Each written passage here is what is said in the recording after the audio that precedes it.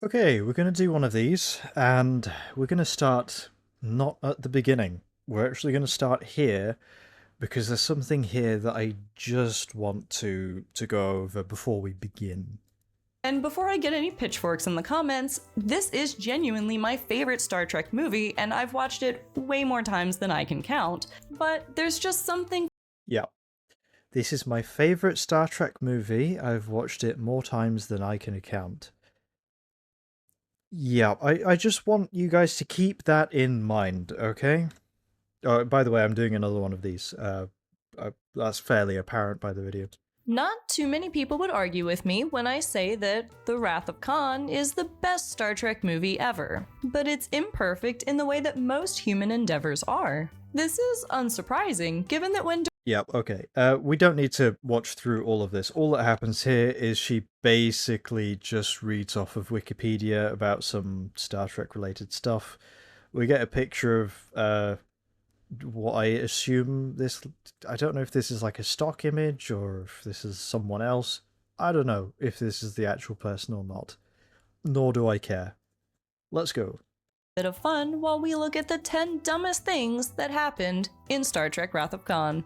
Number 10, Reliance Weak Password. The prefix code is a good idea for thwarting a hostile takeover of a starship, but a code of only 5 numbers is in the range of your upper end bicycle combination lock, 90,000 possible combinations. Okay, I'm just gonna say something right now.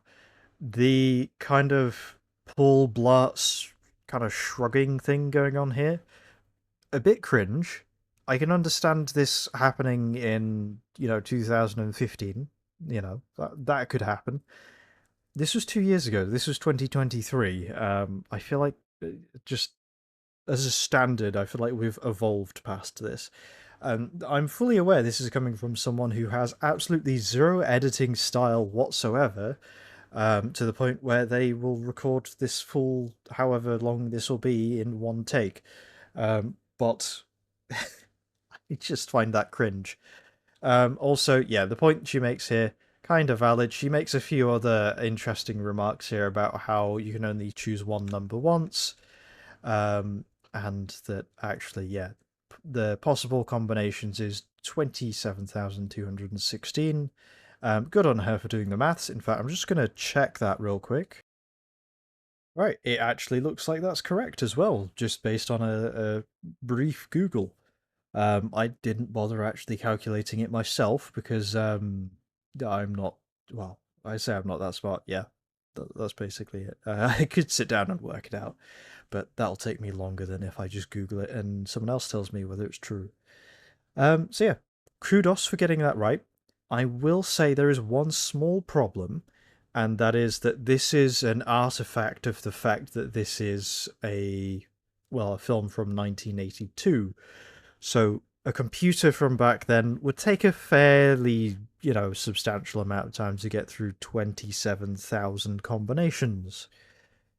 So I would say that a 5-digit PIN felt more secure in 1982 than it does today, where, you'd keep that for your phone, but you certainly wouldn't have it as the password for your computer. Again, this is just the differences between, the eras, I suppose. But I will say there are other artifacts of age as well. So, for example, Data gets beaten in chess by Troy because by that point in the 80s, no computer had beat. Oh, sorry, bumped the microphone there. No computer had beaten a actual human chess master in a game because it was generally thought that, well, chess has a kind of element of instinct and intuition that computers just cannot mimic, and that's why Data gets beaten by Troy in chess. And obviously, that's no longer that's no longer true. But this is just an artifact of being a show that has aged. So my main problem with the point that they've raised here is not that the point is wrong, but it's because they don't clarify that this is something that has become a problem with age as opposed to just a dumb thing in Star Trek 2. Anyway, let's kind of carry on a bit. 1216. Most Wi-Fi passwords are harder to crack. Also, Yeah, again, I know she's not saying Wi-Fi was a thing in the 80s, but you're applying modern technical standards to retro films, and automatically when you're doing that, you're going to come into a whole host of things that don't make sense. I mean, the fact that they refer to the computer's memory as a library, that's outdated. The fact that these computers are, not standardized in any way, shape, or form. The Enterprise's computer is very notably unique and different to the computers of other ships. This is even the case in Deep Space Nine, so that's kind of getting into the 90s. They still have the same, they still refer to computers in a similar way with their similar quirks. So it's not really standardized. Anyway, moving on. after Khan has been prefix coded and handed his ass, it's surprising that Mr. Superior Intellect doesn't figure out that this is what happened and try to locate the Enterprise's own prefix code in order to turn the tables on his old friend Kirk. But a few things, right? So she says it's strange that Khan doesn't figure out this is what's happened and uses the prefix code on his old friend Kirk. So this implies that Khan never realized what happened and they didn't change the prefix code. At which point it would have been very easy after the initial ambush, when they clash again at the end of the film, for the Enterprise to just reuse the same trick. Right, so the fact that they don't tells the audience via implication that, yeah, Khan has changed his prefix codes because he's intelligent. I would also say that Khan not using this same trick on the Enterprise, if somehow the Enterprise, well, yeah, if somehow Khan was successful in doing this to the Enterprise, your top 10 dumbest list would instead say Khan uses the same trick on the Enterprise that the Enterprise used on Khan, because that would be incredibly stupid, right? So let's just break it down. Firstly, at the point where the Enterprise does return fire in the initial ambush, the Reliant is in a situation where they cannot fire their weapons. So Khan could try using the same prefix trick, but the reality is they're in no position to actually launch any weapons of any kind, so they can't. Right? That's just not something they're capable of. So they don't have the ability to actually utilize the prefix trick here. And then later, at the Mutara Nebula, again, a substantial amount of time has passed. We've got Kirk, we've got Scotty, we've got Spock. You're telling me that none of these three people, after using the prefix trick on Khan, would think, yeah, we should probably change our codes as well while we're at it. That would just be a major plot hole. Yeah, very good reason why that doesn't happen, why Khan doesn't use the prefix codes against Kirk, because it would make no sense. Anyway, I'd also like to say, Reliance, weak password, that's not how that's spelt. It's the Reliant, it's a starship, and Khan using the prefix code on the Enterprise is a separate point. You can't really package this up into the same point because it's two completely different things you're talking about. Granted, it's the same topic, the prefix codes, but it's not the same point. So really, it should be 10 dumbest things in Star Trek II's Wrath of Khan, in brackets, and one exceptionally dumb thing that I decided to add on at the end, at the end of point one, for reasons unbeknownst to the rest of humanity. Anyway, let's carry on. Your intellect doesn't figure out that this is what happened and try to locate the Enterprise's own prefix code in order to turn the tables on his old friend Kirk. But that would have meant showing Khan is actually intelligent, not just telling us. Sorry. I forgot she says this. Okay. Yeah, right. We're shown on numerous occasions Khan is quite intelligent. We're also shown that he is many other things, but intelligent is something we are shown. We're not just told he's intelligent and then we watch him do incredibly stupid things throughout the entirety of the film. No, he does some very intelligent things. He manages to, firstly, capture Chekhov and Tyrell, and then take the Reliant. Then he also manages to find he manages to realize that, yeah, Genesis is worthwhile. I mean, you could argue that's intelligence, but an unintelligent person would just ignore Genesis. So I'm going to say that's a point in Khan's favor. He then orchestrates the situation where Reliant is going to steal Genesis and indicates this by getting Chekhov to tell Regular One that the Reliant, under orders of Admiral Kirk, is going to take Genesis before the 3-month time period has elapsed.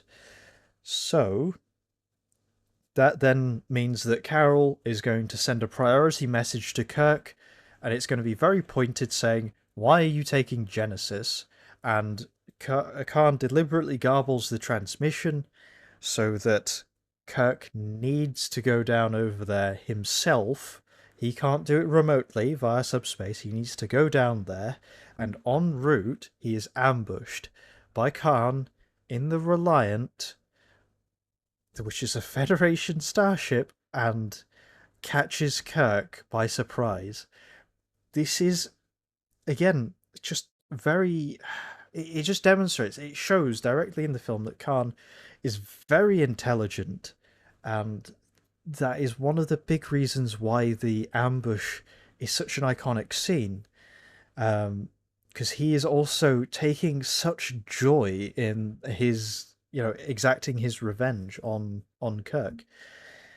Anyway, sorry, it's just for me to definitively say we see Khan is intelligent, and we also hear that Khan is intelligent, and then to be able to chart the kind of how much we're told he's intelligent and how much we're shown he's intelligent, and whether there are any discrepancies between these two, is a tremendous undertaking. That's a video in itself in order to definitively prove it.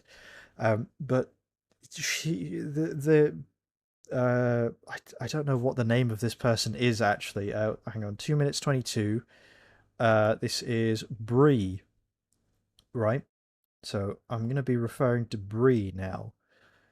So Bree will regularly make these very big, bold, sweeping statements about the film, where in order to discredit them, I need to put in a lot of legwork, which I may or may not do at some point in the future, but I am not doing it right now. But just know that I could, and I'm very sure most of you watching are kind of in the same boat. Because the reason why you're watching this is not because you want to have your opinions changed. You want to see someone dunk on these stupid clickbait videos, CinemaSins style clickbait stuff, and you're kind of sick of seeing these things floating around on the internet, and you're kind of sick of people using these same things as well, quoting these videos and saying, well, that's why Star Trek isn't perfect, and it's like, well, it's not perfect, you're right, but you could maybe choose one of the legitimate issues with the film. That would be good. Anyway, right, moving on. Cadet dead meat to the bridge. With the Enterprise's bridge at the very tippy top of the ship's saucer, and with engineering in the cigar-shaped engineering secondary hull, there credit that she calls it the secondary hull. Just right from the offset. I know this is like a really basic one for Trekkie fans, but for non-Trekkies, which I'm assuming Bree is not a Trekkie, very good spot. there is no way that the bridge is en route to sickbay. So why then does the turbolift bring Scotty carrying the mortally wounded Cadet Peter Preston to the bridge? Credit that she remembers the cadet's name is Peter Preston. Ever since the movie opened, fans have either been crying in outrage over this, or offering rationalizations and justifications for it. The damage caused the turbolifts to malfunction. I have never heard that argument. Just genuinely, I'm not going to say I'm tremendously involved in the Star Trek community and in Star Trek discussions.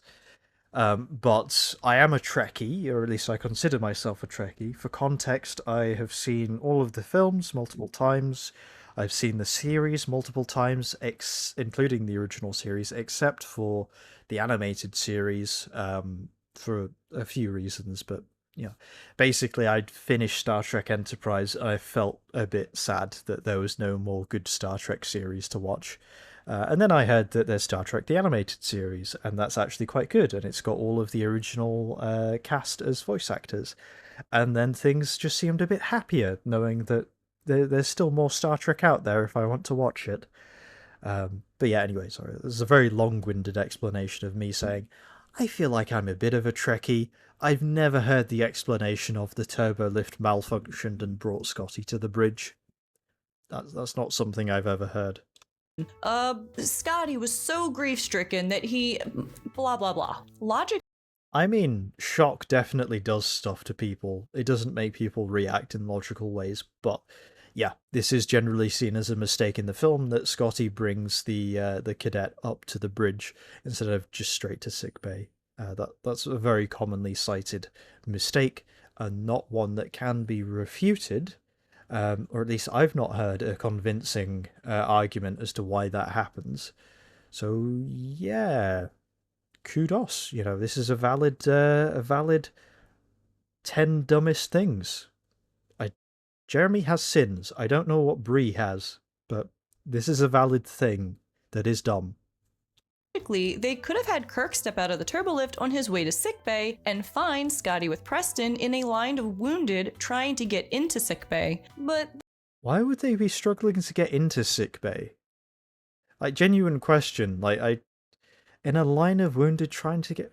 I'm just imagining that scene playing out, like Scotty's just holding Preston, like freaking. He's taking Preston to the returns counter at Argos.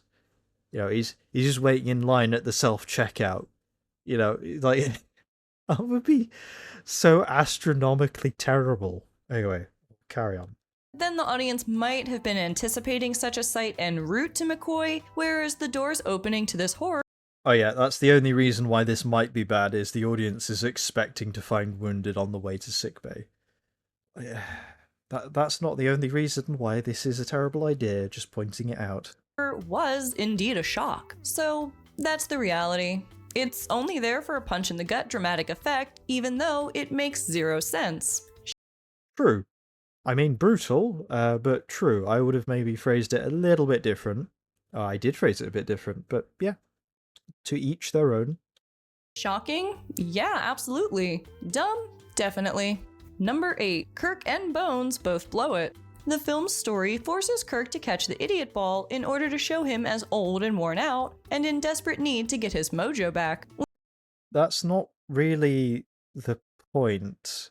Sorry, no, it's just the film regularly throws no, sorry, the film what was it? The film regularly throws Kirk the idiot ball and shows that he needs to get his mojo back. That's not really the point of the film.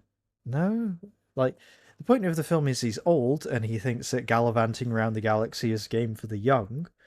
And he does say, I must be going senile to be caught with my britches down. But I don't think the point of the film is he needs to catch the idiot ball. I think he gets caught off guard, and then he's kind of yeah.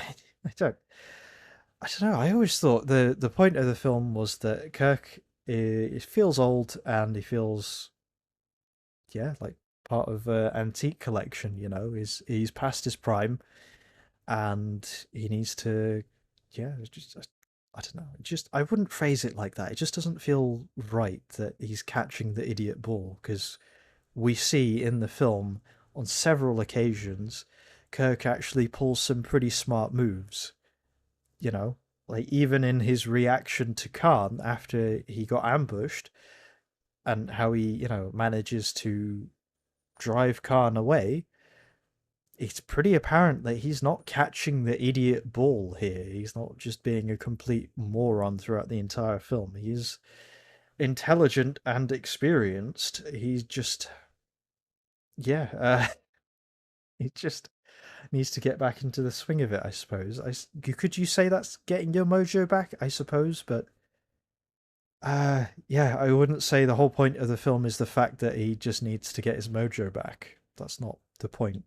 Which we can accept to a point, but it does go overboard in this regard, and does Bones dirty in the process. Upon discovering Tyrell and Chekhov on the Regular One space station, Chekhov emotes, Chekhov, "Oh sir, it was Khan. We found him on SETI Alpha 5. He put creatures in our bodies to control our minds." McCoy, "It's alright. You're safe now." Chekhov, "They made us say lies, do things, but we beat him. We thought he controlled us, but he did not. The captain was strong." Wait a Vulcan minute, Lieutenant. Hang on, I think you misread that. Let's just rewind. We thought he controlled us, but He said, we thought he controlled us. Sorry, she said, he thought he sorry, no. She said, we thought he controlled us. But the line here reads, he thought he controlled us. Cool. Also, just, I'm going to say it right now. Firstly, I really hate the way that you tried to do the accent there. Secondly, I really like the fact that you're putting the full quote here for context, because that's something Jeremy never does, and it's constantly annoying because then you have to give the full context, because then it completely absolves the point that Jeremy is actually trying to make. So kudos, credit where it's due, well done, I really appreciate that. And thirdly, wait, yeah, I did no, that was the thirdly, wasn't it? So, yeah, misread. Well done, you did the... Oh, right, yeah, accent. Jesus Christ, please don't do the accent again, I beg of you. Let's carry on. he did not. The captain was strong. Wait a Vulcan minute, Lieutenant Commander, bad accent. And yeah, I'm also talking about me, because what fun would this be if we didn't do some light teasing? Okay, Paul Blart. That's all I can see with that shrug. But I'm also going to say Chekhov's accent, I don't really see a massive problem with it, to be honest. Like, it's not egregiously bad, it just kind of works. But anyway, Chekhov just explicitly told them the titular space genius had put creatures in their bodies to control their minds, and what is the first reaction to this bombshell? Bones effectively says, "It's all good." What? Nope. Bones says, don't worry, you're safe now. I feel like, as a doctor, that is a very natural thing to say. Like, even not as a doctor, even just as words of reassurance, don't worry, you're safe now. That's fine. No problem with that. Or at least there shouldn't be any problem with that. So, the fact that this upside down person is saying, "Oh, why is that your first reaction?" That should be your first reaction. That's just logical. What? The instant Chekhov admits this, both Kirk and Bones ought to have suspected Khan was behind every word coming out of the Reliant boys' mouths. Sure, Kirk is focused on the Genesis material and finding Dr. Marcus, but he's beyond thick here. And Bones? What excuse does he have? What sort of doctor hears two potential patients say they had foreign creatures placed inside their bodies to control them and doesn't immediately ask how and where and examine the living crap out of them? Kirk. She's got a point, right? I mean, I even rewatched the scene just to make, because they do talk, and I was thinking, oh, well, maybe Bones is scanning them while Chekhov talks to, Kirk about something. It's just like one of those background details, like in Doctor Who, where he's scanning around the entire place while the other character's having a conversation. Right, maybe not quite to that extent, but no, Bones doesn't seem to pull out a tricorder or scan either of them. So, yeah, she's got a point here. I would say it's more understandable for Kirk to accept their explanation. Kind of. Like, it's more understandable that happens than Bones just doesn't do his job as the chief medical officer and just, scan two people who apparently had mind-altering parasites embedded in their brain. It might be worth a quick scan. Just little, salt and pepper shaker over the temples. That's. I'm trying to remember now who described it as that. But I do remember the medical tricorder. Like, yeah, there's a little salt and pepper shaker that has a little spinny thing, and you just hold it over their face, and then I get to say he's dead, Jim, something like that. I don't know if it was DeForest Kelly who said that, or it was someone else making a remark about the props. Anyway, this one's genuine though, and I would say this is a 10 dumbest things in Star Trek 2. This is certainly a dumbest thing in Star Trek 2. So well done. This is genuinely, and this isn't age. When I say age related, I mean like this isn't because the film is old. Um, and I will also say this is a fairly important part of the film as well, because to get held hostage by Chekhov and Tyrell is a major plot point in the film. It's a major event, so it's not like oh Kirk and Spock say quadrant instead of sector and get the scope of the reference wrong. No, this is fairly important. So well done. This is genuinely a decent point, and it's well argued, albeit a little bit excessively on the insulting side of things, but whatever. Kirk's not the one caught with his britches down. McCoy is tripping over the metaphorical pants around his ankles. Number 7. The inferior, superior intellect. Con. Admiral Kirk never bothered to check on our progress. It is only the fact of my genetically engineered intellect that allowed us to survive. Much is made of Khan's intellect in the film, but he's Okay, so if this point is just like a general point about Khan's intellect, firstly, Khan kind of pseudo boasting about his intellect right now, not really out of character. But two, I know for a fact this quote doesn't actually go anywhere other than just as a segue to say, yeah, Khan, his intellect gets brought up a lot. And that's true, but you also could have, quoted Spock. Because I'm fairly sure Spock refers to Khan as intelligent twice, I think. Anyway. He's dumb as a box of rocks throughout, let's be honest. Consider the following. What? Sorry, what? Full context? Film, but he's dumb as a box of rocks throughout, let's be honest. Consider He's...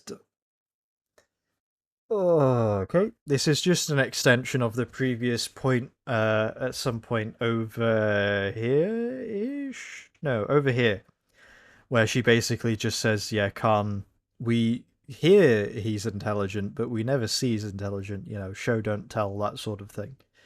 So I think this is an extension, and I've already addressed that point, and that is the film does show that he's intelligent. Anyway, carrying on. the following. Khan wants Genesis, yet tortures and kills the uncooperative Genesis team instead of sticking eels in them, or instead of taking any of the team with him when he has to leave Regula 1 in order to blow Kirk to bits. Okay, couple of things. How do you know how many of those slugs he has? So I'm telling you right now, he does not have an infinite number, an inexhaustible supply of mind control slugs.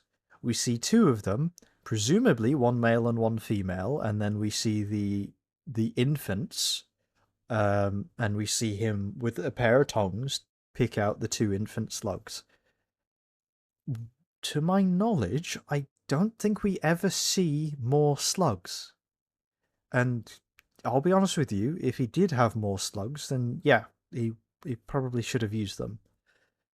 But given the fact that he doesn't, you could probably gather that he only had the two. I mean, to be honest, if he had an inexhaustible supply, he might as well just use the slugs on the entire crew of the Reliant and the entire crew of not Epsilon 9, of Regular 1, and they probably could just start beaming people up from the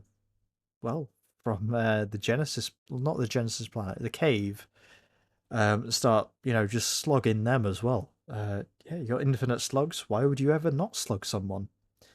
So yeah, this is one of those where I can make an argument to say, well, he only had two, and that's headcanon.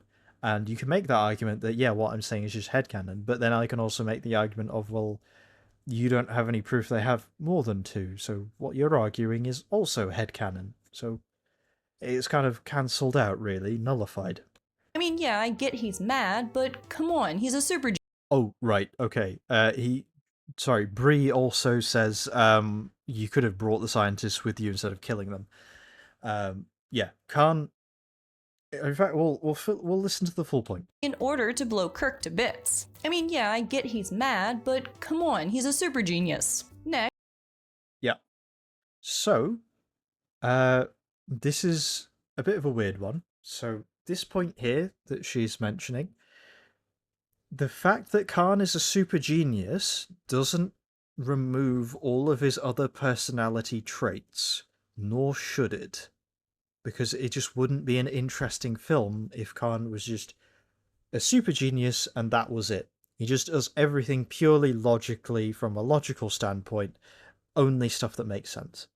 I'll be honest with you, I get that vibe from Benedict Cumberbatch's take on Khan quite a lot, which is why he comes across as very bland. Khan is he just has a strong personality, right? He has a massive ego. He has a massively overinflated opinion of his intelligence, of his guile, his cunning, and his tactical abilities, and his just generally himself. And when things don't go his way, he gets very angry and aggressive. This is shown to be the case regularly in. Well, I say regularly. I might need to rewatch Space Seed, but I'm fairly sure Khan is shown to be very angry when things don't go his way, and he gets very irritated when things don't go his way in this film as well. So basically, he tortures these people for information. They don't give him any information. This is from Terrell's recounting of events. Terrell says Khan went wild. He slit their throats, and then he had to leave to ambush Kirk. I would also like to say Terrell's delivery of I feel really bad for not knowing the actor's name. In fact, 1 second, let me fix that. All right, his name is Paul Winfield, and he's been in quite a lot of things actually. But from what I gather, he's had some big roles, but he's also had a lot of kind of support roles. But he's a really good actor. At least in this film, I can't say I've seen him in much else. But yeah. Anyway, he delivers basically this recounting of events, and that yeah, that's kind of how it goes down, to be honest. But you're talking about, oh, he should be intelligent, so he shouldn't kill these people. He should take them hostage. And like, can I ask, what would Khan do if he brought them on the ship? Would he continue to torture them? Because that already didn't work. Are you hoping that just more torture over a longer period of time will somehow yield the information that he needs faster than getting it from Kirk? Is that what you're saying? Because that's a bit of an odd one to argue. But I would also like to note that you said here that, yeah, Khan's inferior intellect. What was the first point you made? Sorry? Following, Khan wants Genesis, yet tortures and kills the uncooperative Genesis team instead of sticking eels in them. Right. So you've made 2 points here. So he tortures and kills the Genesis team, and then you say he could have just stuck eels in them or taken them to the ship. It's like both of those. I mean, I've debunked one of those.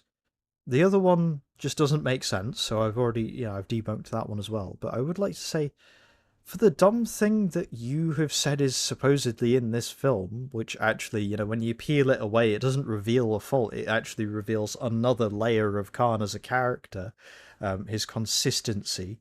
But whatever.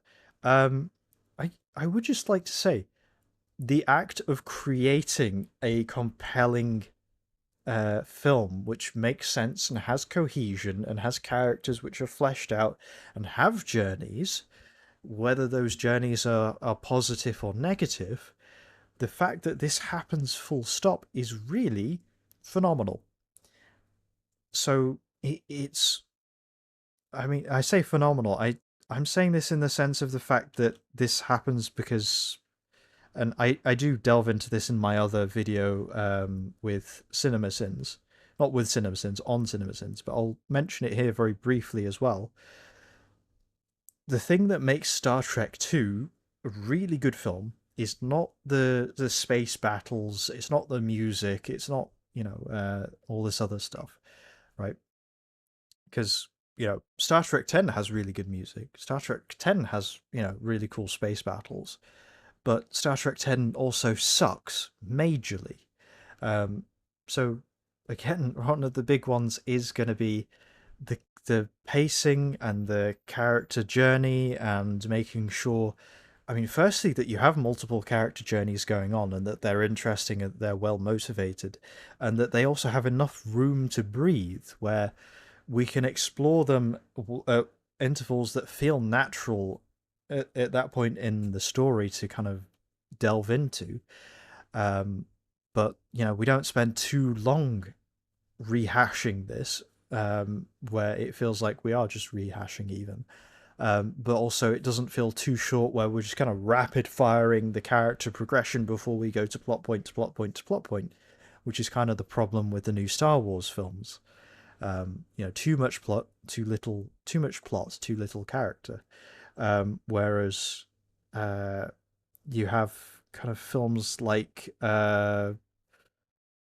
Meek's Cutoff, where there is really too much room to breathe, and not enough is happening, and you become mind-numbingly bored. So that's also a fun little thing. If you've ever seen Meek's Cutoff, there's a fair chance that was my fault. I gave it 5 stars because I watched it and I thought, Jesus Christ, that was so incredibly boring. I need to give it 5 stars so other people watch it as well, thinking this is a really good film. And then about a month or two later, we see quite a few reviews come in about who the bloody hell gave this 5 stars? This is terrible. And so that happened. So if you are out there and you watched Meek's Cutoff because it was rated 5 stars on a platform, that was me. You're welcome. Just on the off chance that if there's anyone out there who's watching this who's also seen Meek's Cutoff, that's a neat little, little interaction by proxy. But yeah, anyway, if we're talking about 10 dumbest things in Star Trek 2, what you suggested here are 2 additional incredibly dumb things. Or instead of taking any of the team with him when he has to leave Regula 1 in order to blow Kirk to bits. I mean, yeah, I get he's mad, but come on, he's a super genius. Next, Mr. Superior Intellect can't spot the most in plain sight code ever. Spock says hours would seem like days, and then explains the ship's status using days. 12-year-olds in the audience could decode that on the fly, so why can't Khan or his crew of fellow superhumans? Okay, I'm gonna pause right here. Growing up, I had like what's the best way to describe? I was a very stupid child growing up. And then there was like a line, and then I stopped being stupid after that point. And then arguably, I was kind of more intelligent than I am now, sort of. Um, Certainly, because I took A-level maths, when I was 16 to 18. I would never, right now, sitting here as a 27-year-old, so that was 10 years ago, I wouldn't really, I wouldn't really take A-level maths again. I'm not that intelligent. But I'd like to think I'm smarter in some other ways. But anyway, the point is, though, when I first watched this, yes, I was a very stupid child, but I didn't clock that this is something that was happening. They were speaking in code. or at least I thought the interaction was strange, but I didn't quite manage to figure out why. And I don't know if that's because I was a stupid child or because genuinely this is just one of those things where it's really obvious, but with hindsight and with context that the audience just doesn't have right now, that is, general order, whatever, no communication can occur without being coded or something like that. No uncoded communication while the enemy may be listening. And funnily enough, they start doing that after they pick up Chekhov and Tyrell, which kind of suggests that they're partially suspicious that they might be still on Khan's side. But anyway, that's kind of another analysis for another point that's not being made right now. Um, so I'm going to tell a brief story, and this is a tangent, so I apologize. Um, but this is a story from World War Two. Now, growing up, I mentioned I'm 27, so growing up was a fair amount of time ago. So I'm approaching my 30s now. But yeah, there were a lot more. Um, well, there are a lot more World War Two veterans when I was growing up. They were old, they were pensioners, they were, generally retired, but they were around and there were quite a few of them. And if you wanted to sit down and have a chat with an old person back then, well, there was a fair chance that old person either served in World War Two or very much knew people who did. So they either were in World War Two or just missed it. So, yeah, I say this because nowadays you don't really get that so much. I feel like a lot of that is lost, and it feels very, it's very depressing to think about. Because they're good chaps, they're a good bunch, and I feel like they just had a sense of grounded awareness that is severely lacking in the world today.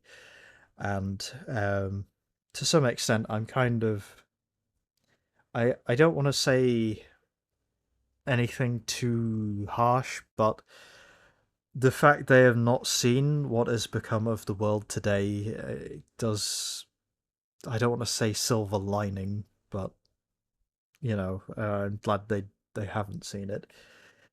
And the ones that have seen it, I don't know, you just see this sadness in their eye. They're like, okay, me, my friends, we all, we died for nothing. We died for this, really? Uh, anyway, sorry, this might just be like kind of clickbaity, YouTubey things, but I just, I've seen videos of it. It feels very sad.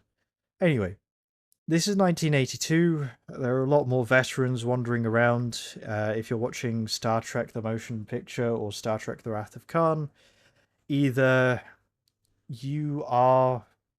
Well, yeah. I mean, when Star Trek originally came out in '66, let's assume you were 18 in 1949.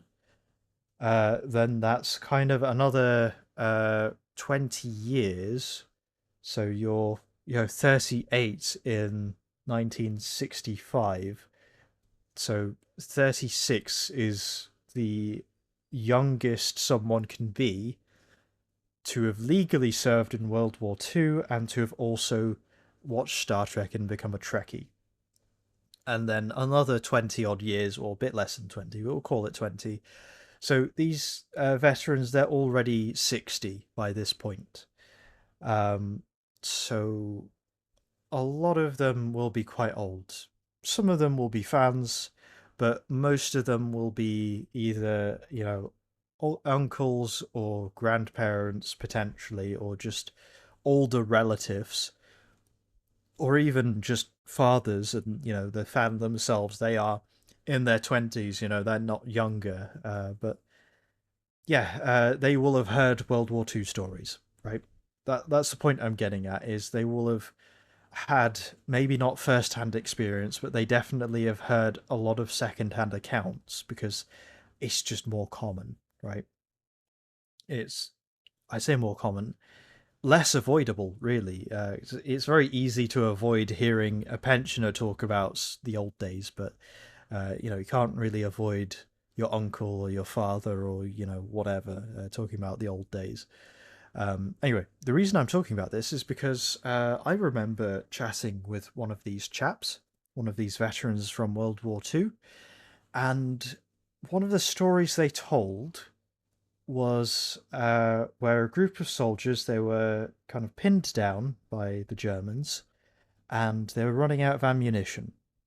And on the radio, they were saying, "We're running low on apples. The apples in the barrel are running low. We're running out of apples. We're nearly out of apples in the barrel." That sort of stuff, right? As the battle progressed. And in context, with hindsight, you can say, well, yes, they're very clearly talking about ammunition, obviously. But the Germans intercepting this transmission, they didn't proceed. Like, they didn't advance on this position of men who were running out of ammunition. And this kind of carried on for a bit until they said in supreme frustration, "We're running out of ammo." They didn't, they dropped the code. They just said straight up, "We're running out of ammunition." And at that point, very shortly after, the Germans then started to advance on that position. So it's such a small coded message where you just think, well, surely you must get the context of what they're referring to, because it's just so obvious. But again, they didn't, they just didn't. And the sad part of that tale was, the Germans advanced on that position. They took the position, and then at some point the Brits took it back. And in the aftermath, they saw the soldiers, and they had rocks and pieces of rubble in their hands, and they very quickly realised that these soldiers were gunned down throwing rocks and pieces of rubble at the Germans. That's what they were reduced to, grown men without any ammunition, just throwing rocks. It's just you can't really comprehend how they must have what must have been going through their head at the time. But yeah, anyway, that was how that story ends. For those of you who were curious, it's it's one of those where they will certainly sanitize things for the children. So when I was told this story, it was definitely sanitized. As you can tell, I've certainly tried to keep it clean, but you don't really have to. Your imagination doesn't have to wander to realize, seeing that firsthand, the aftermath alone, even let alone just the radio transmissions. The the tone of the voice on the radio. That it must have been horrific just to live through that. It must have been terrifying. Um, but anyway, that's a separate story for another time, I think, to kind of delve into World War II stuff.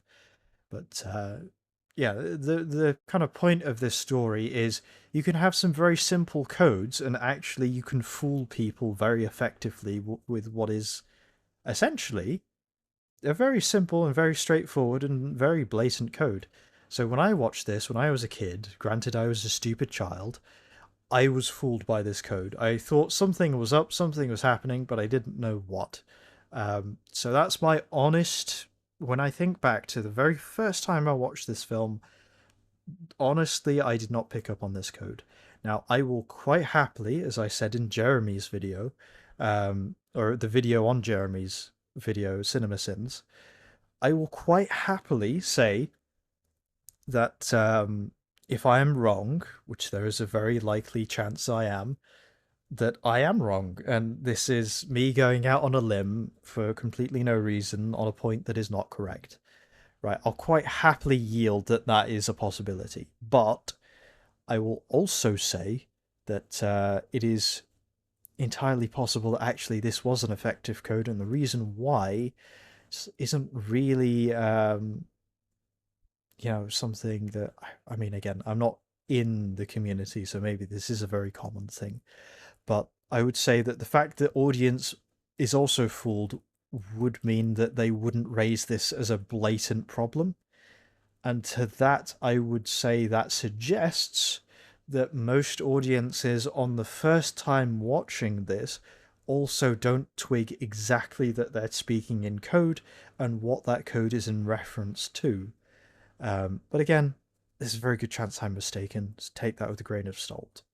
In fact, what I might do at some point, if this channel grows and we do get Trekkies, I'll do a poll and we'll actually see. We'll need to just bear in mind this is self-reported figures, but we can take a look at how many people were duped by this. Anyway, carrying on. Or Savik for that matter. Yes, Khan has activated his Ahab obsession power-up, and he's phaser focused on harpooning his white whale Kirk. And granted, his monumental ego and sense of innate superiority cloud his judgment to the point where he's easily duped and goaded into chasing Kirk into a nebula where he loses most of his advantage. But, like Kirk and I feel like that was a really awkwardly phrased sentence where it just kind of went from one point to another, and trying to find the point where Bree stopped talking about the previous point and justifying that and started talking about the new point and the fact that Khan got, baited into the nebula. I just felt that was a very awkwardly phrased sentence, but we're going to talk now about Khan going into the... Sorry. I'm also just going to mention, this is the inferior superior intellect, right? Also, yeah, reliance weak password. I don't know if I already mentioned that, but that is a typo. But yeah, just this point is a mess. Because like she keeps going over a bunch of different things. It's like, this is the 10 dumbest things in Star Trek 2, right? Surely this is events that are dumb, but if you're going to say Khan being dumb is a dumb thing in Star Trek, and then list like 5 things about why Khan is supposedly dumb, is that just not a massively inconsistent way to structure your video, where you just pad out your runtime? So I understand top 10 lists are in, but you've listed 5 things in the past, like, 2-ish minutes. You could pad this number out, surely, no? Anyway. Yeah, the fact that Khan gets baited into the nebula, again, is not to Khan's detriment necessarily. This is part of Khan's character. Khan is a very emotionally driven character, despite being intelligent. This is his weakness, right? That he does have this immense anger that he carries with him, and that he is easily frustrated by things, and that he does have this hatred for Kirk, and that he does irrationally blame Kirk for the death of his wife, and all of these other things. He doesn't blame it on his own failings. He can't, because he has a planet-sized ego, so he finds other ways to deal with it, and one of those ways is to blame others and to vent those frustrations. And sometimes venting those frustrations comes out as anger in torturing and killing the regular one scientists. Sometimes it comes out as, I'm going to charge full steam ahead into a nebula because Kirk, this person who I left for dead in the center of a dead planet, is now on the Enterprise and is now going into a nebula, and as soon as he goes into that nebula, I'm going to lose him, right? And it's not a, oh, I'll catch him at the other side kind of situation. This is a, I'm going to lose Kirk. It's going to be supremely difficult to get the drop on Kirk later, because he is an admiral, remember. He's an admiral and he knows you're out there. So as soon as he slips away, you're really going to struggle to kill him. I mean, you're really going to struggle to find him on a level playing field again. This is the best chance you're going to get. But again, if you want to dissect this logically, you can. There is a logical argument to be had. But if you want to dissect this emotionally as well, this is just part of Khan's character. He wouldn't be Khan if he didn't do this. You know what he would be, though? He would be Benedict Cumberbatch's version of Khan that just comes across as supremely bland about everything. You know, he's just kind of very analytical, very, I'm going to do the most logical thing, and I'm going to kind of act like a flavorless robot. And what does that amount to at the end? Not much. Not much of anything. So, yeah, very long winded way of saying this isn't Khan, you know, acting like an idiot throughout the entirety of the film. This is Kirk using Khan's weakness against him. But I will also say the fact that Khan was baited isn't something that Kirk can do reliably, because Kirk also tried to bait Khan down onto Regular One, the planet. It's really painful that Regular One is also the space station, I think. But yeah, Kirk baits Khan, tries to bait Khan onto the planet and fails, right? So actually, baiting Khan to do anything has a 50% success rate. You know, that's not a tremendous success rate really when you think about it. Anyway, let's move on. Bones, he gets tossed the idiot ball and never once demonstrates any real smarts. This was not always the case. In one of the scripts from which the final film screenplay was built, and before his beloved wife was fridged, there was a dialogue that indicated Khan was indeed an extra special super genius. Khan, how are system controls working? MacGyver's. Very well. Command and remote functions are all tied through computer stations. How could you have designed it so quickly? Khan, this is a sister ship of the Enterprise. The Enterprise's manuals I absorbed 14 years ago are still fresh in my mind. Not only would such a dialogue have demonstrated that Khan's an actual smarty pants, ergo a real threat, it would have made clear how 14 Supermen could have run an entire spaceship, especially with 10 of them on the bridge. Okay, I want to address this point by point. So, this part here, where she says this would have been a good scene to have, no. One of the major plot points of Star Trek the Motion Picture is the refit of the Enterprise is so drastically different that it actually means that Kirk is not familiar with the ship at all. This is a major plot point for Star Trek the Motion Picture, and saying that therefore Khan, who read a manual 14 years ago for the Enterprise, now means that he can successfully automate the functions on a not on a Nebula class, on a Miranda class starship, doesn't make sense, because it's not even the same ship, let alone the fact that it's refit and it's a different era of starship. So having that in the film would have made no sense. It makes more sense that with the help of the library computers and with brainwashed Tyrell and Chekhov, Khan and crew quickly learn how to pilot the ship and how to operate it. The fact that they do so with 14 people, 10 of which are on the bridge, most of which are not doing anything, I think that would have been your good point to have as a, well, this is a major plot point. This is a major, not plot point. This is a major error in the film.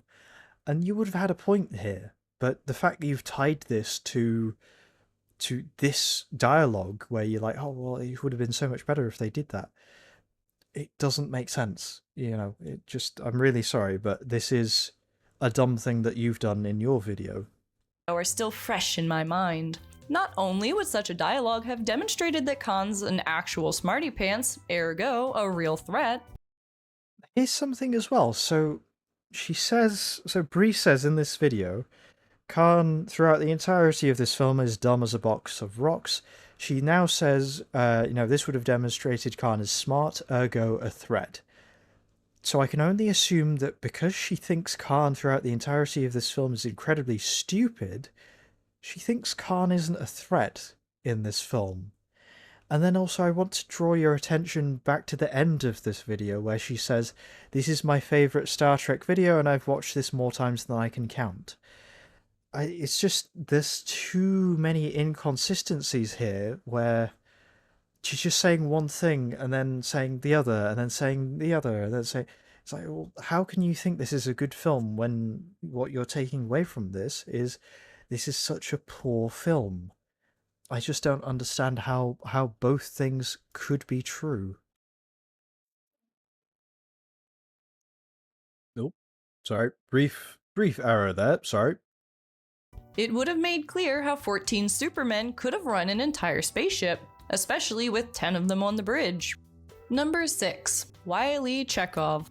In Okay. old cartoons, characters Just for the sake of brevity, essentially what she says here is she goes through this explanation, makes no sense. Well, it kind of alludes to the point she makes, but really isn't a necessary part of the explanation. Then basically says as soon as Chekhov notices that they're on the Botany Bay, he should have just, instead of going to Terrell and saying, "Put your helmet on, we're leaving," he should have just pulled out his communicator and just said, "Chekhov to Reliant, to beam up." That's all that should have happened, right? And Bree then says, if for whatever reason they couldn't have communicated from inside the hull of the ship, which I don't think anyone would try and reason because, you know, quite regularly we see ship to ship communications using, using communicators as well. I think, but yeah, that's never really presented as some distinct possibility. But even if it was, as soon as they step outside, Chekhov should have immediately called for transport. And even if communications were sketchy, Chekhov should have still tried anyway. He should be trying to call the Reliant, even if it's garbled transmissions or not successful or static or it doesn't go through. We should still see that from Chekhov. Completely valid point, 100% agree with it. That's all that needs to be said, to be honest. calling the ship before stepping outside. You don't stop to explain when you realize you're standing over a live grenade. You run, duck, or throw yourself on it. And yeah, that analogy doesn't quite work, but I kind of get her point, I guess. Does she say anything else? Obvious no communication of any sort was received. One can excuse Chekhov's behavior after he gets an eel in the ear, but not his costly ineptitude at this stage in the story. It's no wonder he never made captain. Number I mean, if you take Star Trek Online as canon, then he made a lot more than captain. He was, what was he, a temporal commander, something like that? Anyway, let's continue. 5. Universal Armageddon, but no rush. As David Marcus frets, as the Genesis proposal demonstrates, and as Spock and Bones' argument makes clear, the Genesis device has the potential to be a dreadful weapon if used where life already exists. We're talking about Universal Armageddon, Bones exclaims. In short, Genesis is a Manhattan Project, and Kirk clearly knows what it is before revealing it to his confidants. So why is it then that everyone's so damn blasé about Carol's cry for help? Consider this. Carol calls Kirk to ask if he gave the order, and states that someone is going to take Genesis without proper authorization. Mid-conversation, Sorry, I realize quite a lot of time has passed, so, well, 40 seconds of, just kind of listening, but the problem is I can refute the points made now, and then listen to the further explanation and refute that, or I can refute it all at the end. I'm kind of, I don't want to be too harsh in immediately jumping down Bree's throat before she's actually had the full explanation. So yeah, I'm gonna hold fire for now, just for the sake of yeah, of listening. So I just want to mention that because I don't want to. I just feel bad playing like a solid 40-second chunk and not saying anything. her transmission is jammed at the source. This isn't garbled communications, it's deliberate. Kirk calls Starfleet Command to try and get to the bottom of things, and when he clearly doesn't get an answer to what's going on, instead of, immediately calling to the bridge and ordering maximum warp to Regula 1, he meanders to Spock's quarters for a friendly chat, and then finally goes up to the bridge to order Sulu to go to Warp 5. Okay, I'm going to choose now to jump in now. Actually, right. So, yeah. So there are a number of things that can block transmissions. Again, just that's a fact. They don't know that it's the Reliant jamming the transmissions. In fact, the Reliant is not supposed to be near Regular One right now. They're supposed to be off somewhere else, near SETI Alpha, scanning stuff over there. So they're not immediately going to think, oh, it must be the Reliant jamming the sensors, right? Sorry, jamming the transmission. Secondly, yeah, uh, Kirk doesn't stop by for a leisurely chat. What happens here is Kirk has a potential mission, and he is looking to gauge whether he or whether he could take command or whether Spock should take command, and Kirk kind of feels it out a little and then just says, yeah, actually no, it could be nothing, you take command. And Spock is like, no, I have no ego to bruise, you take command. Captaining a starship is your first best destiny or something like that. Anything else would be a waste of resources. Long story short, Spock says, actually, you don't need to worry about me. I don't have an ego, and even if I did, you literally Captain Kirk. This is the thing you were for. This is the thing you do best. So it wouldn't be logical for me to kind of get up in arms about that anyway. So the second thing Kirk discusses is, because obviously Spock is training these recruits, Kirk is asking, how good are these recruits? How well are they going to respond to real pressure? That's, again, this is a factor that Kirk needs to know in deciding whether the ship is fit enough to respond to the distress signal, right? Because if it isn't, then they shouldn't go. Because the risk of the flagship and a ship of recruits being lost, cadets being lost, along with a bunch of senior officers, that's a very high cost to the Federation. You gotta remember, there's only, I think at this point, 13 Constitution-class starships roaming the galaxy.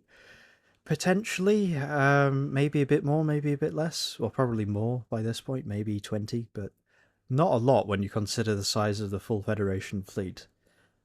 Anyway, sorry, long-winded answer, but essentially this is not a casual conversation. Warp finally goes up to the bridge to order Sulu to go to Warp 5. Warp 5. This is an interesting one that she decides to say fuck here. I'm not going to bother censoring it, by the way. I know that's a no-no word, but fuck it. But it's really weird that Warp 5 is the bit that you're... Not the fact that Khan is apparently chronically incompetent, or Kirk is chronically incompetent, or, the plot somehow rolls forward going from, one, completely inept action by one person to the next, which is kind of how you describe a lot of the film. That's not the point where you drop the fuck. You drop the fuck when Kirk says warp 5 instead of maximum warp or warp 7 or whatever.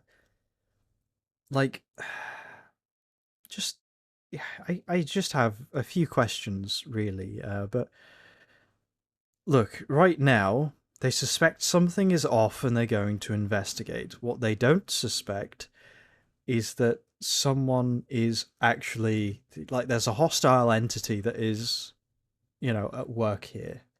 They kind of, I mean, the fact that Kirk takes command and the fact that Kirk asks, well, how do they respond to real pressure?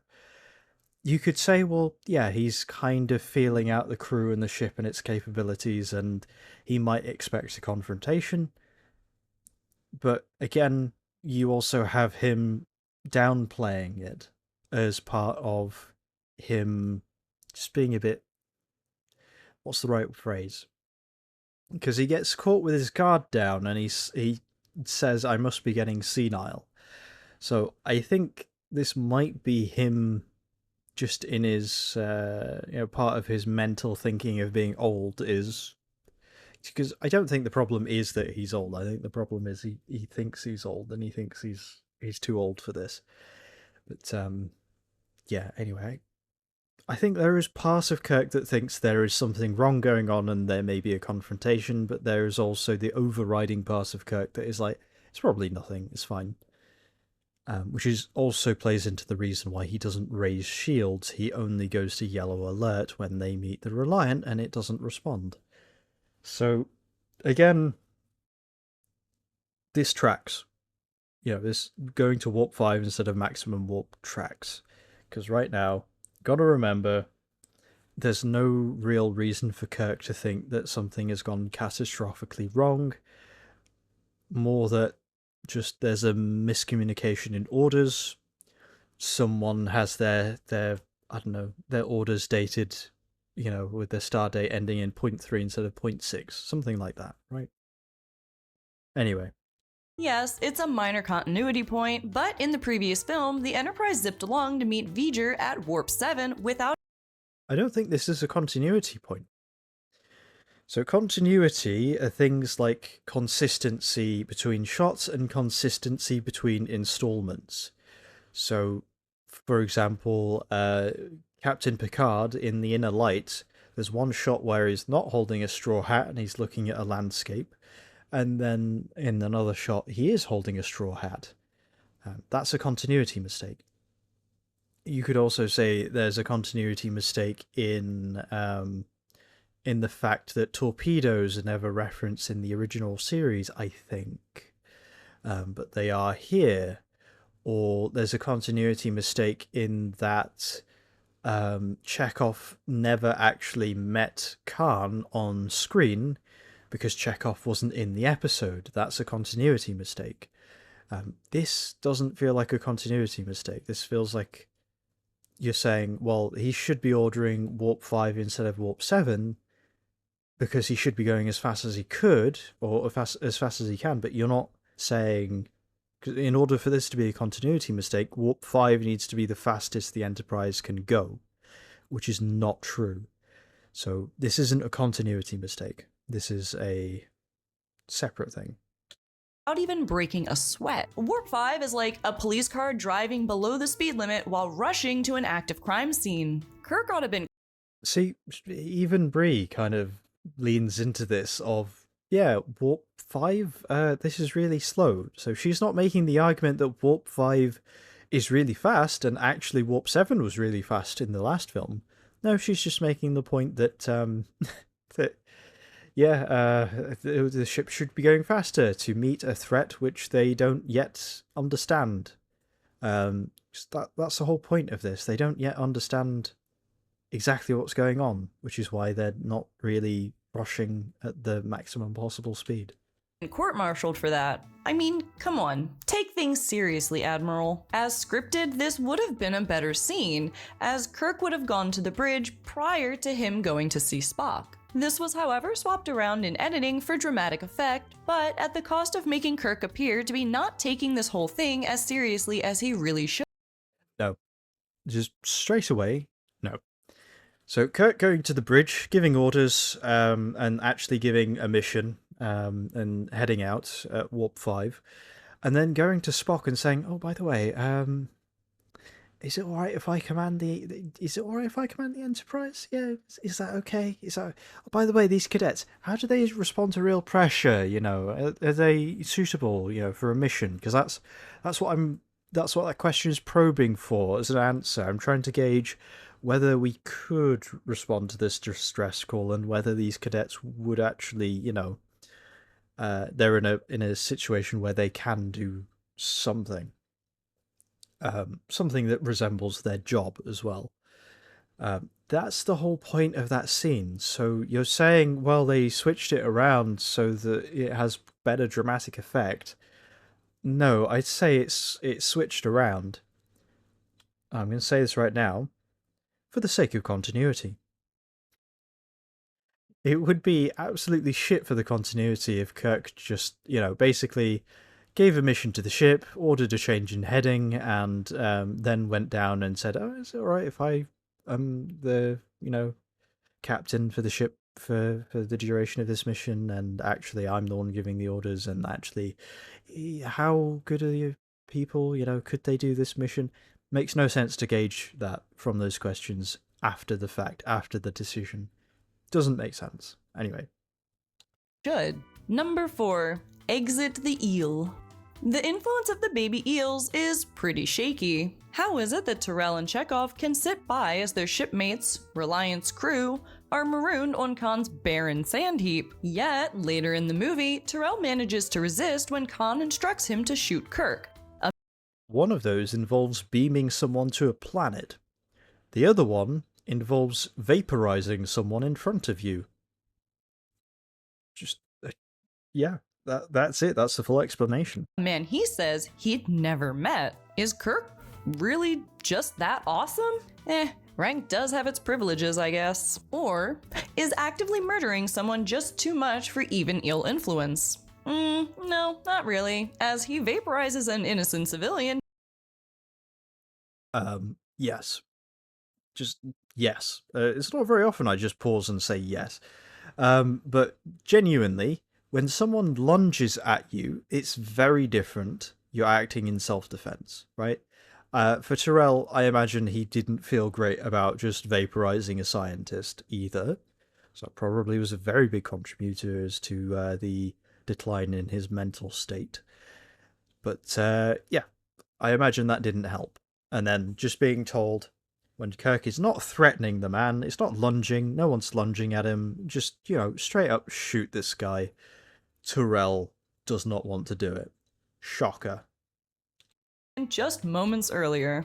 And after Tyrell phasers himself out of the narrative rather than Kirk, why is it that the eel in Chekhov's noggin chooses that precise moment to get the heck out of there? I mean, I will admit that is maybe a convenience. I wouldn't say it's a contrivance. So it's plausible and possible, albeit kind of unlikely. But again, you have to remember, Chekhov is being ordered to do the same thing. He's holding a phaser, he's pointing it at everyone else, and he's got the same orders. He's going through the same thing Tyrell went through, and I imagine having... And again, this is... the moment I say I imagine, I know I'm stepping into headcanon territory, right? But I imagine if you are being told to do something you seriously do not want to do, then the little slug that's coiled around your brain leaks out. Right? I imagine that's what prompts it to leave. Because until then, they were kind of fine. They were told to kill Kirk. Now they don't want to. And that's really the catalyst, or at least the only catalyst in the film you can see. You could maybe argue semantics about what happened to its friend, but it's a little convenient, isn't it? However, I will make a note. The only other time I have heard someone make the argument that the mind control slug leaves Chekhov's ear to mourn for his friend is in Jeremy Cinemason's video that was in 2016, I think. And then it was re-uploaded in 2020, and this is 2023. So I'm just pointing out a parallel. If you both came to the same conclusion independently, fair enough. But if you did not, yeah, you copied off of Jeremy, which is a really bad place to copy from. But you could have copied worse points from him, so fair enough, I guess. For the past 40 years, fans have joked that there's another reason the beast fled. It was starving to death, as Chekhov is brainless. That's kind of mean, but also kind of fair, I guess. I'll give you that. That was a high effort joke. I mean, maybe not high. That was an effort joke. Well done. Number 3, Kirk's unfair tactical advantage.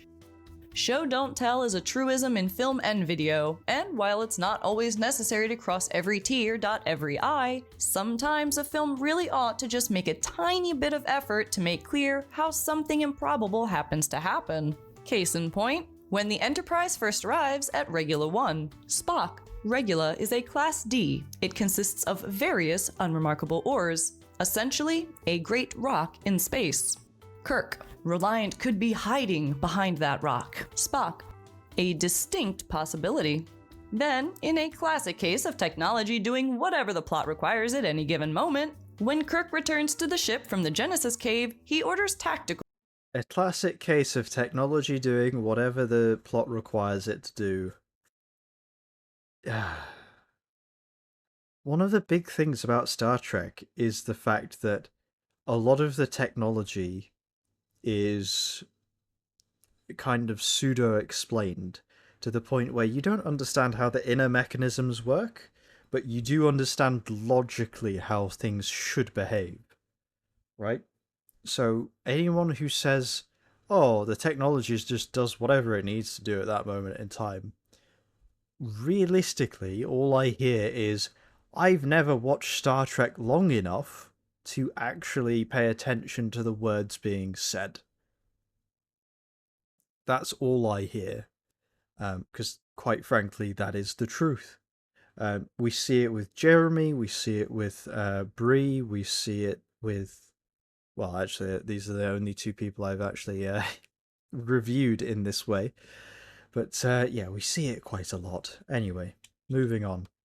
And immediately a computer graphic shows him exactly where the Reliant is, orbiting opposite them, presumably having just left the Regula 1 station where we saw her seconds earlier. Now, how come they couldn't do that before? And how can they track her through an entire planetoid now? And why does it only work one way? Okay, Paul Blart. I'll answer those questions. So, in Star Trek, what happens is Kirk gets beamed onto Regula 1, and then they, before transporting from Regula 1 the station to Regula 1 the planet, Kirk says, I want you to go to the opposite side of Regula 1, the planet, and wait there for 1 hour, I think. If you don't hear back from us, then head at best possible speed to Earth until you outside jamming range and contact Starfleet HQ, something like that, right? So the Reliant has an idea of where the Enterprise should be. The Enterprise knows the Reliant is looking for it. So the Enterprise knows where it shouldn't be, and it also knows where the Reliant is heading. So, with that information, along with some basic information about, the condition of the Reliant, an estimate of its speed and likely trajectory and search pattern once they realize the Enterprise is not where it should be, they can start predicting the Reliant's course.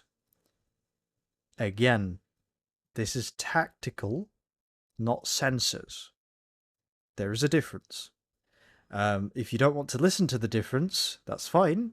But then when you complain that, oh, nobody explained the difference to me and spoon-fed me the answer, well, very sorry about that.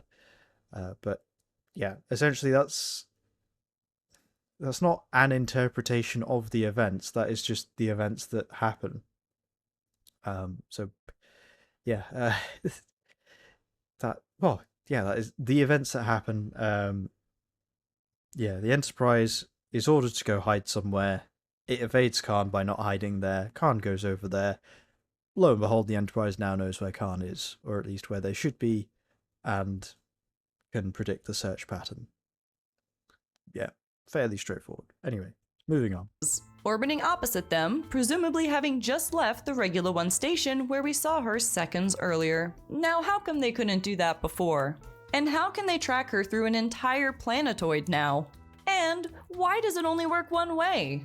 Why isn't Khan all, there she is, at the same instant Kirk spots where the Reliant is? And Couple of things. Well, I say a couple of things actually. No, just one thing. Kirk doesn't say, "Oh, there's the Reliant on the tactical monitor." Oh, no, that's not what happens. Don't ask me what that impression was. I don't know. I am going delirious listening to Brie and whatever passes for logic in this loopy world of Trek culture.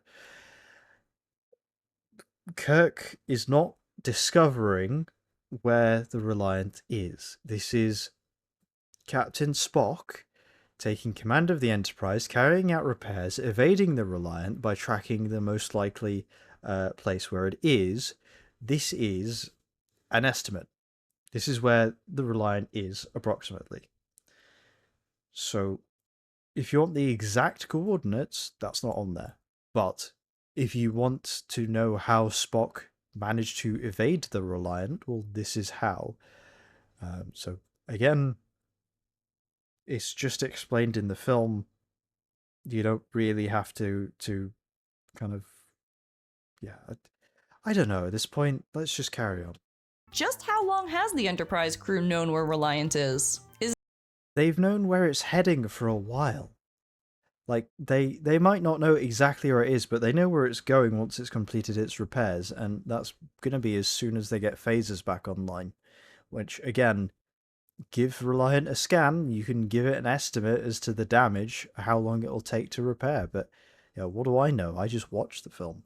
Is this how she's managed to stay out of sight? If you can't tell, I have a lot of questions. One I can tell by the fact that you're asking a lot of questions.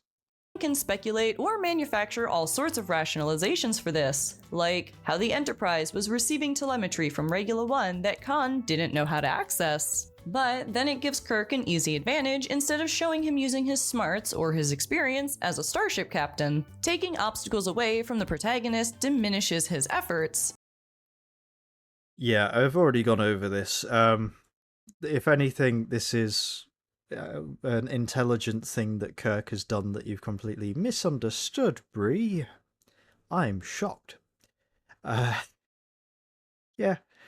I don't know how you could watch the film, say, "Oh, this is my favorite film," and then also say, "Well, they just remove obstacles for the main characters, don't they?"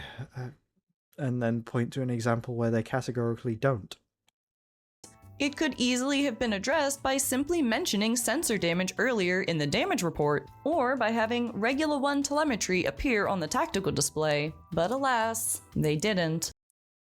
Regular One is a scientific research station, is it not? Yeah, it's not a tactical station. They don't have tactical sensors. You want to scan life forms on a planet, that's your station. But if you want to, find ships that have their transponders turned off through a planet, maybe that might not work. Because, maybe it's a science station and maybe science stations don't need tactical sensors. Who knows? Clearly not you. When I say you, I mean whatculture.trek dash star. Number 2. Damn peculiar. Starfleet surely knows that the Reliant is assigned to Project Genesis, so when Kirk calls them concerning Carol's cry for help, This is something that Jeremy mentions as well, funnily enough. So basically, this is like number 2, where Bree is copied from Jeremy's homework. All right. Essentially, this is the whole implication that one, the the Enterprise computer has roster information about all ships in the sector, which again we're not given. Right, we don't get that confirmation that the Enterprise has this knowledge. Two, even if the Enterprise does have this knowledge, the Reliant is nowhere near Regular One. They are at City Alpha 5. The fact that the Reliant stops reporting its location and presumably turns off its transponder and flies all the way over to Regular One is not something that the Enterprise would be aware of. 3. The Enterprise is the ship that has the last known contact with Regular One. presumably, if there were any issues, the Reliant would have reported it. So you can argue that Kirk didn't contact the Reliant, but you can also argue that, well, Starfleet HQ didn't hear anything wrong. So, you kind of operate until.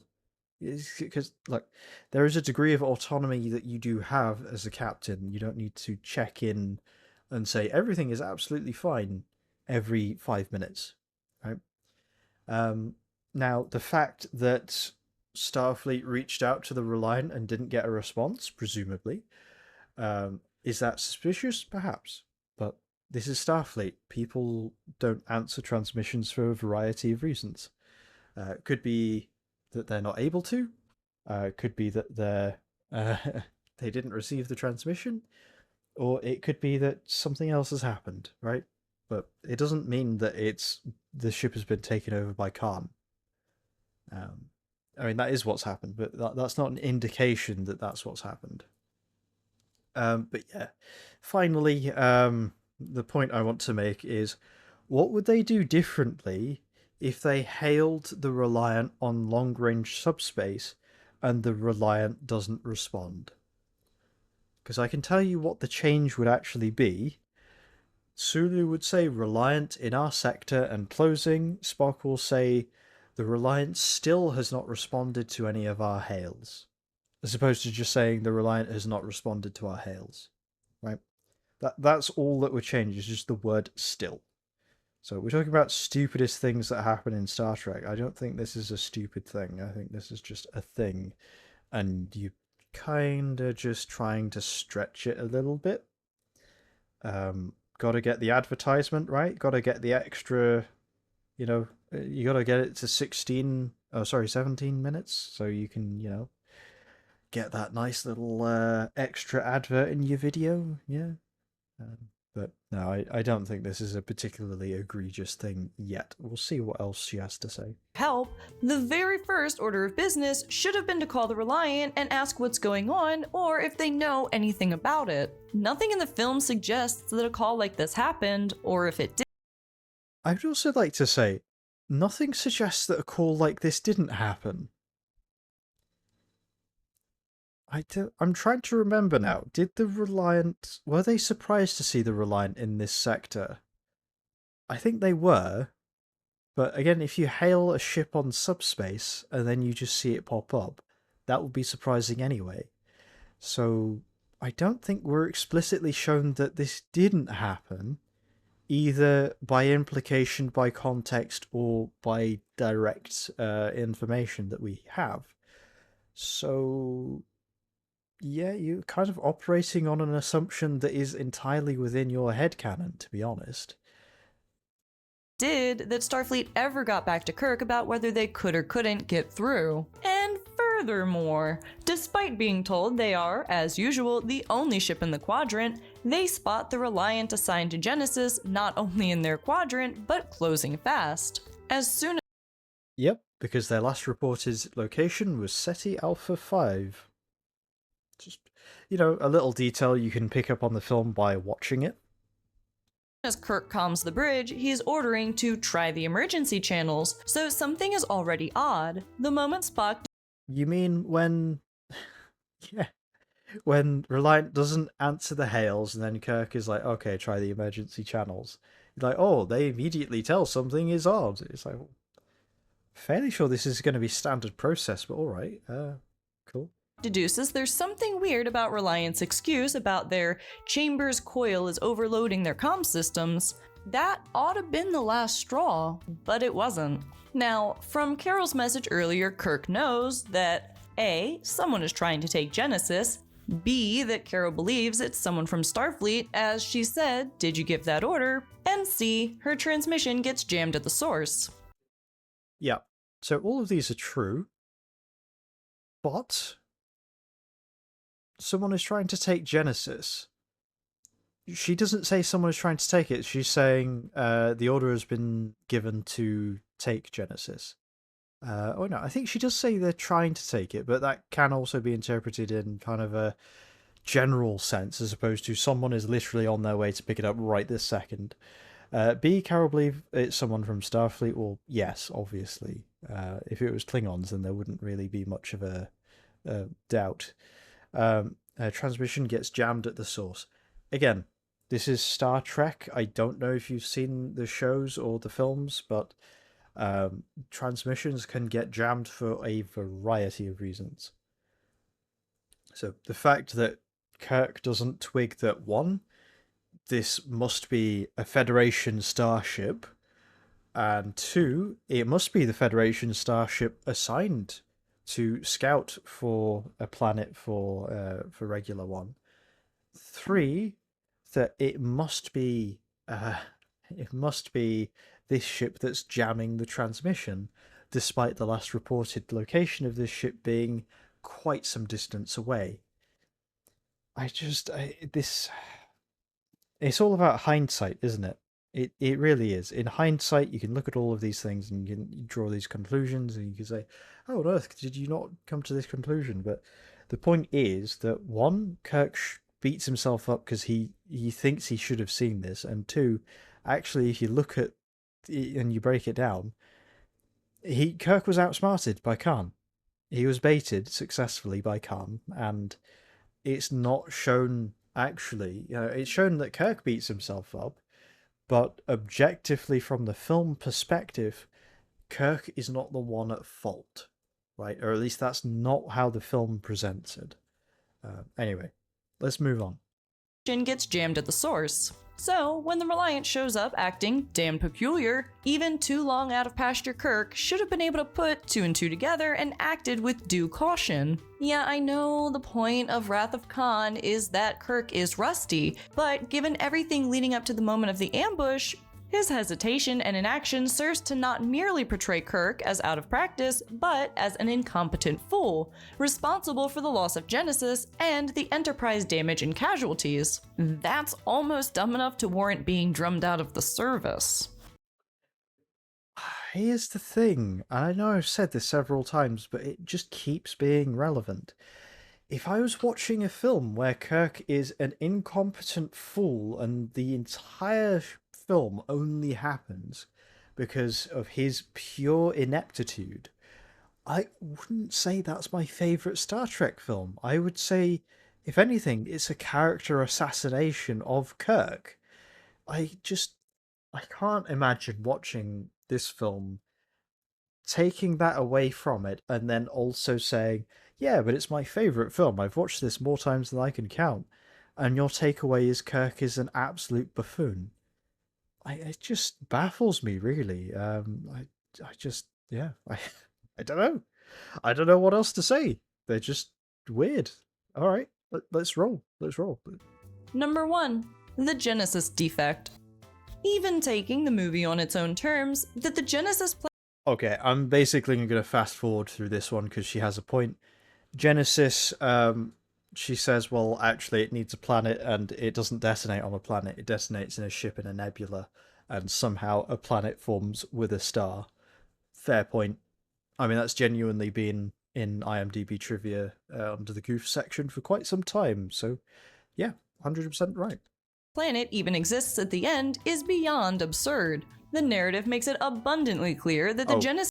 And she also raises a bunch of questions about, the fact that the planet was apparently already in the Goldilocks zone, which is something that Jeremy doesn't even think about. He seems to think that Genesis just works regardless of how close you are to a star. And she also mentions stuff about orbit paths. So how come the planet just has an orbit as opposed to just kind of spawning in with zero momentum and then just drifting into the star? Valid point, but I feel like is just covered by the planet itself. Not, it shouldn't exist anyway. But hey ho, that it is what it is.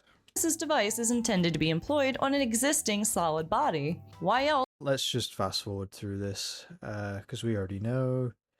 Basically saying, yep, it's a miracle. All blot pose. Oh, there's this one as well. momentum to go into orbit around that wherever it's from star. Ugh, and some fans complain that the red matter in Star Trek 2009 was dumb. Yeah, here's the thing. So the film doesn't require the Genesis planet to exist in order for the events of the film to take place. The film, the 2009 Star Trek film, on the other hand, does require red matter on a fundamental level to exist, and to work in that one particular way. And it's just goo, isn't it? It's just goo that creates portals to another dimension, and all you're doing is you're not doing anything. You just say, oh, well, all the excess energy from the supernova, we're just going to launch this goo into the star and just suck it up. And the inherent problem with that is, it makes no sense. So you just have goo to travel to different dimensions. Just why? How? That's incredibly advanced. Interdimensional travel is just, you know, on that scale at least.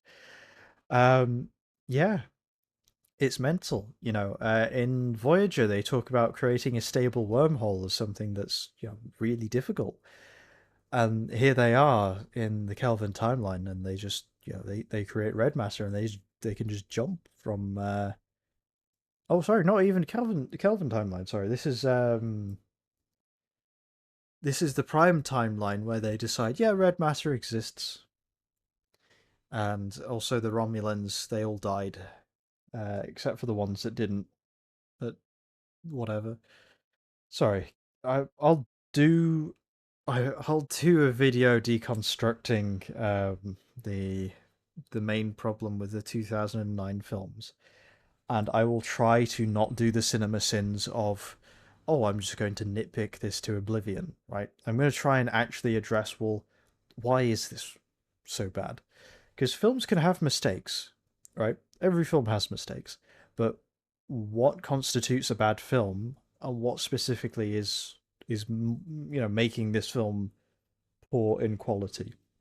And lucky for me, Star Trek Into Darkness has a lot of direct parallels, and we can see, scene for scene, exactly what the differences are. But anyway, we've got 45 seconds. Most of this is going to be the outro. But play by your own rules, movie. And those were the 10 dumbest things in Star Trek II, The Oh, okay. Yeah. So overall, as a brief summary, some of those were valid, some of those were not. I like the fact that they included the full quote in context. That was good. Very much appreciated.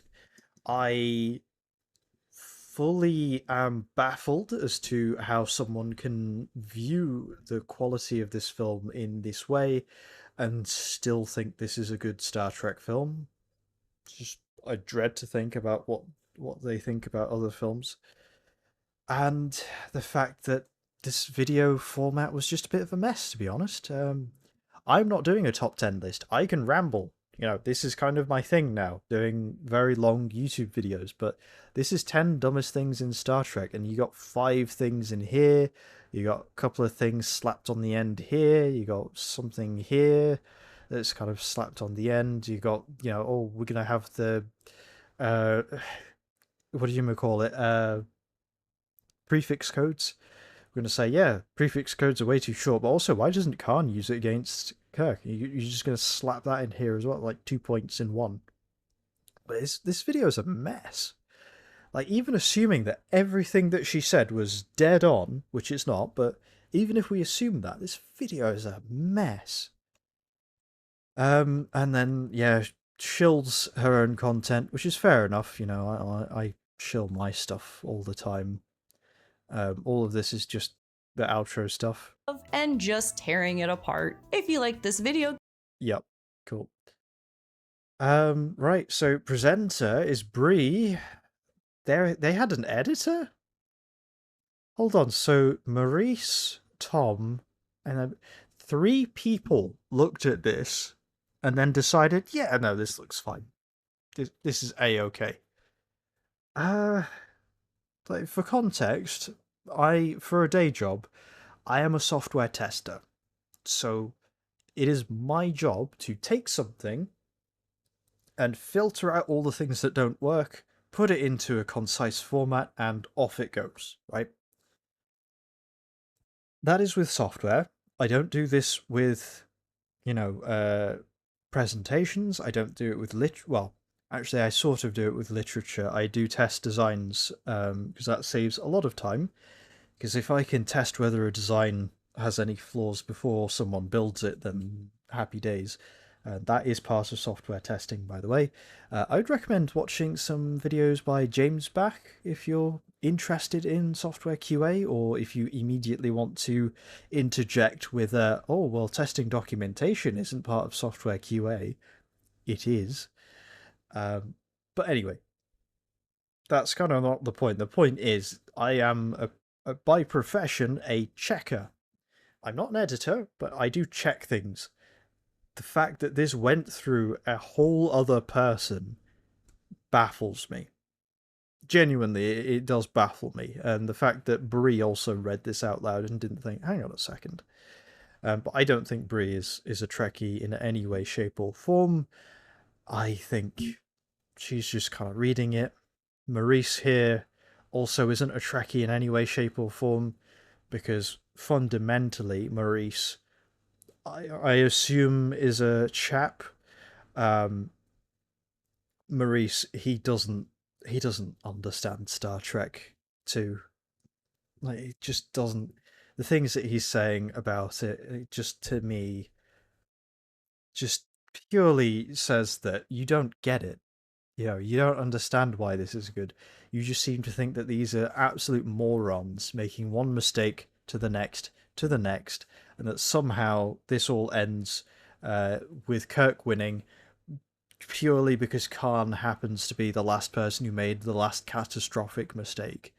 And the reality is, it's the polar opposite. It's two incredibly intelligent people trying to outwit each other and outmaneuver each other, not just literally, but mentally, intellectually, right? They're trying to strategically get the upper hand.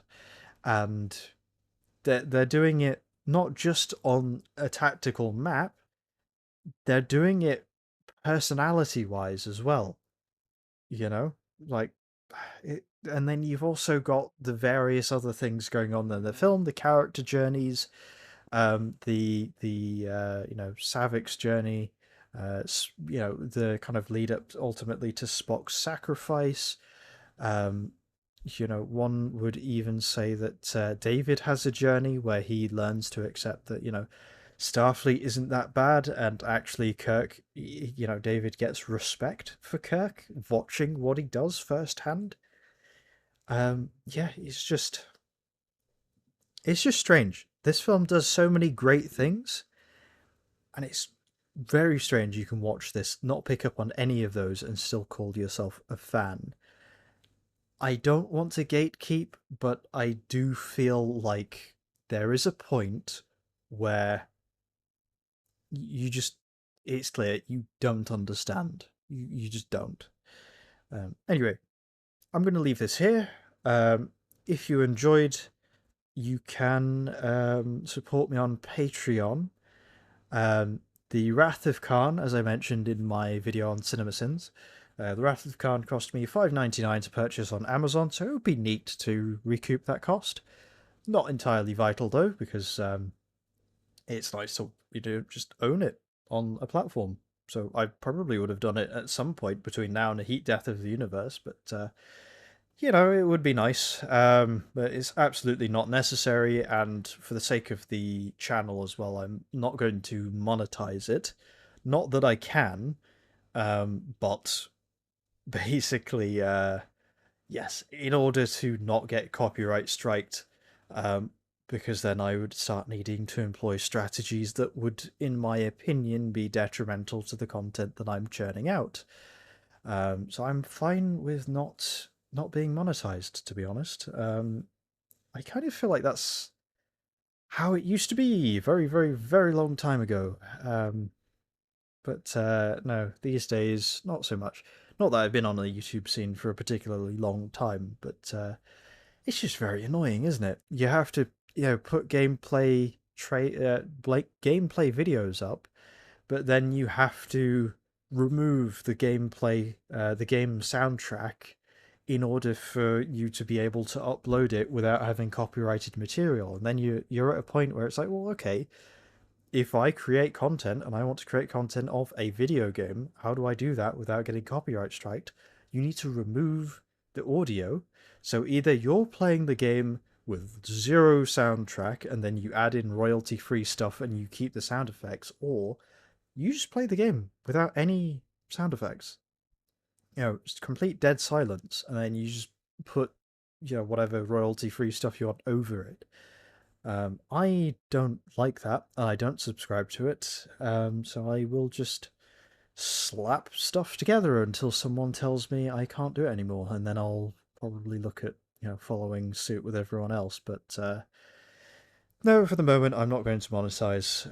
But I think if I do get a slap on the wrist and I get told, "Hey, you need to put royalty-free stuff up," at that point, I might as well monetize because I'm doing all of the effort of having a video eligible for monetization, but just not monetizing it. Not that I'll make a tremendous amount from like 120 views. I think it's really cool that I have 120 views. I'm kind of psyched. I didn't think anyone would actually actually sit here and listen to my insane ramblings, but here we are. Anyway, right.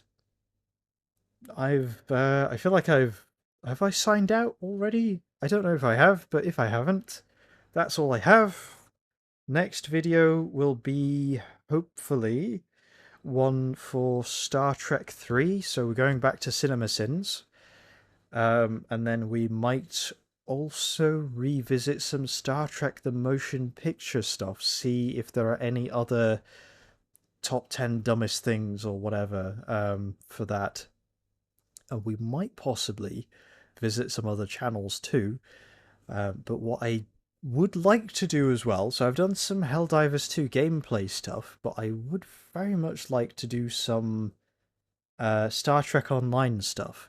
I have some stuff that I filmed like a long time ago, but I would like to edit it down and actually voice it over correctly because I've got the script sat there.